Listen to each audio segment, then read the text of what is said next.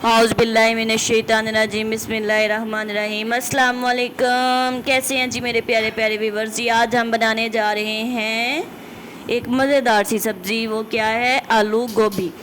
सबसे पहले मैंने लिया है मुनासिब साइज़ का कटा हुआ प्याज। फिर उसके अंदर मैंने डाला है जी घी डालने के बाद जब वो थोड़ा सा उसकी जो कलर चेंज होगा, लाइट ब्राउन भी नहीं, लाइट ब्राउन से जो पहले की कंडीशन होती है वो, फिर उसके अंदर डाल दिया है जी हमने कुटा हुआ लहसुन। फिर उसके बाद कुटा हुआ अदरक और हरी मिर्च। हरी मिर्च सिर्फ मैंने 2 से 3 अदद ली हैं क्योंकि हम लाल मिर्चों का भी यूज़ करते हैं और फिर उसके बाद गार्निशिंग के लिए भी हम मिर्चें यूज़ करते हैं।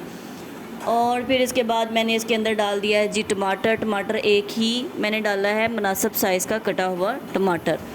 और फिर इसके बाद मैंने इसके अंदर हस्बे ज़ायका, हस्बे ज़रूरत जो है वो लाल मिर्च, हल्दी और नमक डाल दिया।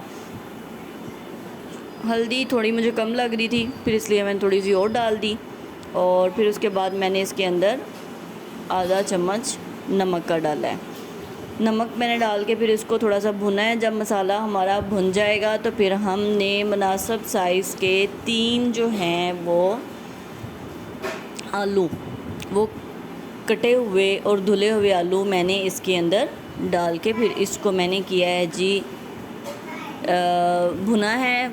जब ये भुन जाएंगे थोड़े से 5 की मिनट, फिर इसके अंदर मैंने आधा किलो से 3 पाव हमारे पास थी गोभी को मैंने अच्छे से कट किया, फिर वॉश किया। वॉश करके फिर मैंने इसके अंदर डाल दिया और डालने के बाद अब मैंने इसको है जी भुना।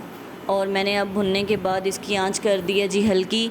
और गोभी को ज़्यादा नहीं भुनना, सिर्फ 3 से 4 मिनट बस इसको हिलाना है। और इसके अंदर कोई भी पानी का छींटा, कोई चीज़ हमने यूज़ नहीं करनी। और इसको हल्की सी आंच पे 10 से 15 मिनट के लिए दम पे रख देना है। और आप देखिएगा कि भरपूर जायका बनता है।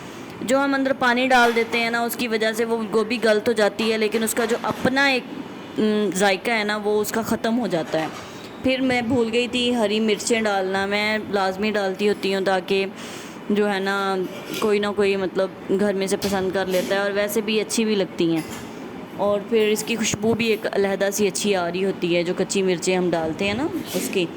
अब मैंने 15 मिनट बाद इसका दम खोला है और दम देखें जी हमारी जो गोभी है वो बिल्कुल पक के रेडी हो चुकी है।